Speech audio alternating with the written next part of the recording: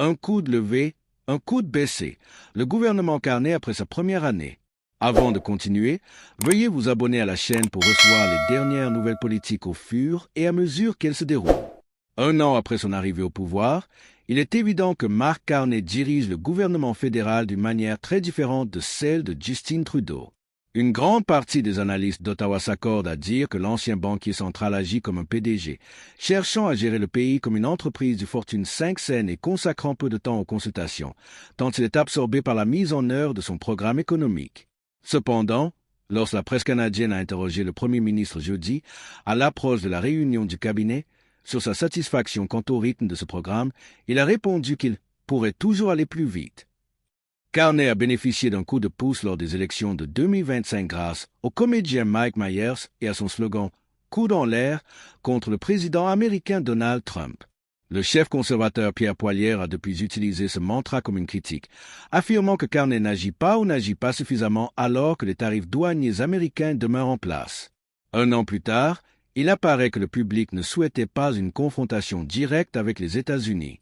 C'est comme s'il voulait un coup de levé et un coup de baissé, a déclaré David Coletto, PDG d'Abacus Data, qui a publié cette semaine une série de sondages et d'analyses sur la popularité de Carney après sa première année au pouvoir.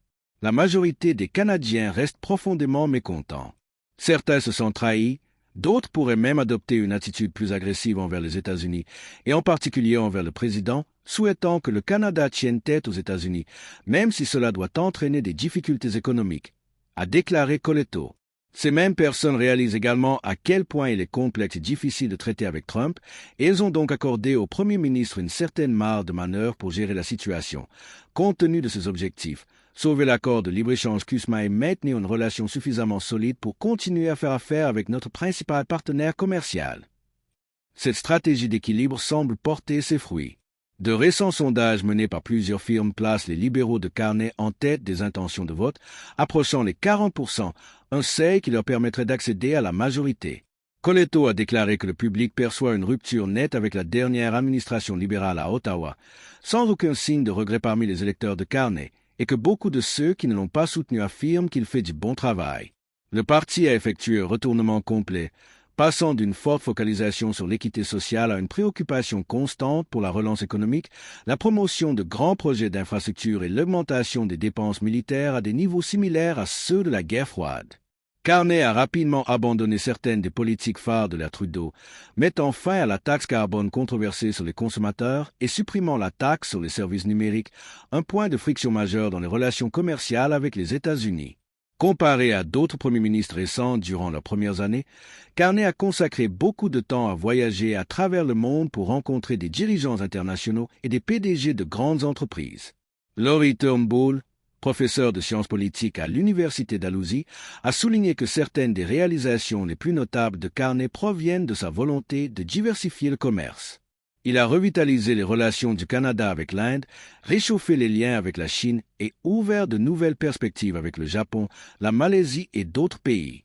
Son discours prononcé en janvier à Davos, en Suisse, lors du Forum économique mondial, où il a plaidé pour une union des puissances moyennes, a eu un impact considérable. C'était important pour lui. C'était un discours, je le sais, mais cela a néanmoins permis au Canada de se présenter différemment sur la scène internationale et de reconnaître le mérite de cette réussite, a déclaré Turnbull.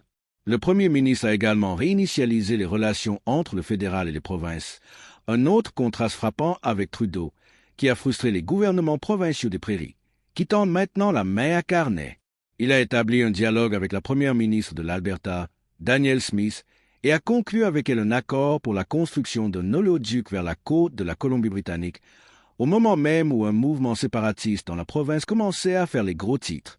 Il a reçu les éloges du premier ministre de la Saskatchewan, Scott Moe, pour avoir résolu une crise dans l'industrie du canola. Alors que Trudeau a été critiqué pour avoir élargi la fonction publique, Carney s'est attelé à la tâche de la réduire et d'y intégrer des personnes venant du secteur privé. Il a recruté des talents du secteur privé tels que Doug Guzman et Dawn Farrell pour occuper des postes clés sur des dossiers prioritaires aux objectifs ambitieux et a nommé le gestionnaire de placement Mark Wiseman ambassadeur aux États-Unis. Carney consacre peu de temps à présenter son programme aux journalistes canadiens lors d'entretiens individuels, et ses ministres ont diminué leurs interactions avec les médias.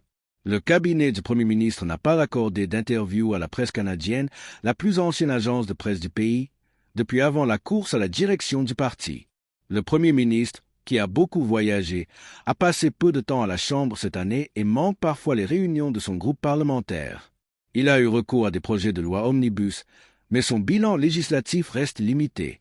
Il a fait adopter 9 projets de loi gouvernementaux, dont la loi sur l'unité de l'économie canadienne, une loi économique centrale dans sa stratégie de développement de grands projets industriels.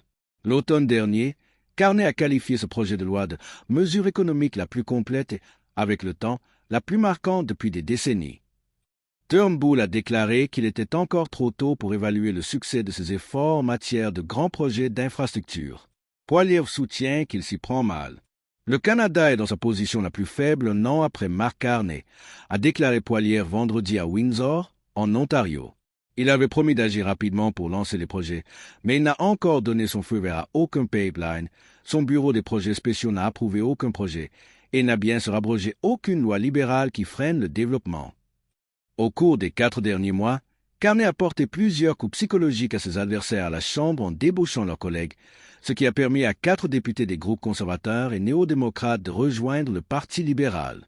Le chef intérimaire du NPD, Don Davis, a déclaré cette semaine qu'il était de plus en plus inquiet de la manière dont Carney tente de former un gouvernement majoritaire par le biais des accords secrets plutôt que par les urnes.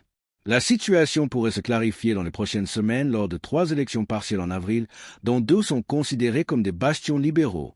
Remporter 2 sièges donnerait techniquement à Carney la majorité, mais en remportant les 3, il pourrait gouverner efficacement avec un seul siège. La chef du Parti vert, Elizabeth May, a déclaré que les Canadiens avaient désormais le dirigeant pragmatique qu'ils souhaitaient pour gérer Trump.